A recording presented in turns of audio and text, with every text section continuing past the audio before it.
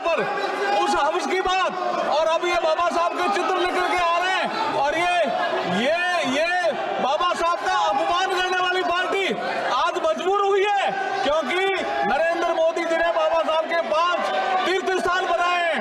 बाबा साहब का नाम स्वर्ण अक्षरों में लिखा जाने लगा है, लोग बाबा साहब का नाम लेने लगे हैं, तो मजबूरी में ये बाबा साहब का नाम ले रहे हैं।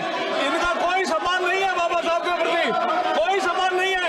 बाबा साहब को 2 बार चुनाव हराने वाली पार्टी आज ये ढोंग कर रही है, और ये बाबा साहब का नाम मजबूरी में ले रही है। ये संसद में आने नहीं दिया, फोटो लेकर आ रहे हैं। और ये बाबा साहब को संसद में आने नहीं दिया, और अब ये ढोंग कर रही है ये पार्टी। करने की नीति मान्यवर, अभी एक फैशन होगा है अंबेडकर अंबेडकर अंबेडकर अंबेडकर अंबेडकर अंबेडकर। इतना नाम अगर भगवान का लेते हैं तो 7 जन्मों तक स्वर्ग मिल जाता। अच्छी बात है ना? सुनिए ना, आप सुनिए ना, मैं बताता हूं।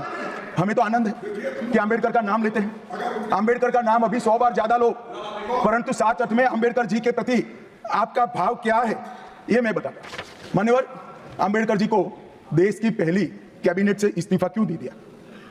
अंबेडकर जी ने कई बार कहा कि अनुसूचित जातियों और जनजातियों से हुए व्यवहार से मैं असंतुष्ट हूं, सरकार की विदेश नीति से मैं असहमत हूं, और आर्टिकल 370 से मैं असहमत हूं। इसलिए वो छोड़ना चाहते थे। उनको आश्वासन दिया गया, आश्वासन पूरा नहीं हुआ, उन्होंने इग्नोरेंस के चलते इस्तीफा दे दिया। और एक श्री BC रॉय ने पत्र लिखा कि अंबेडकर और राजा जी जैसे 2 महानुभाव मंत्रिमंडल छोड़ेंगे तो क्या होगा। तो नेहरू जी ने उनको जवाब में लिखा है, राजा जी के जाने से तो थोड़ा बहुत नुकसान होगा, अंबेडकर के जाने से मंत्रिमंडल कमजोर नहीं होता है। मान्यवर, ये विचार जो खड़गे जी कह रहे हैं ना, क्या आपत्ति है? जिसका विरोध करते हो उसका वोट के लिए नाम देना कितना उचित है? क्योंकि अब अंबेडकर जी को मानने वाले पर्याप्त संख्या में आ गए हैं, इसलिए आप अंबेडकर कर रहे हो। अगर आप ये वीडियो YouTube पर देख रहे हैं तो हमारे चैनल को सब्सक्राइब कर बेल आइकन दबाएं, और Facebook पर देख रहे हैं तो हमारे पेज को लाइक करें। 8 मिलियन प्लस सब्सक्राइबर, आपके इस भरोसे के लिए बहुत धन्यवाद।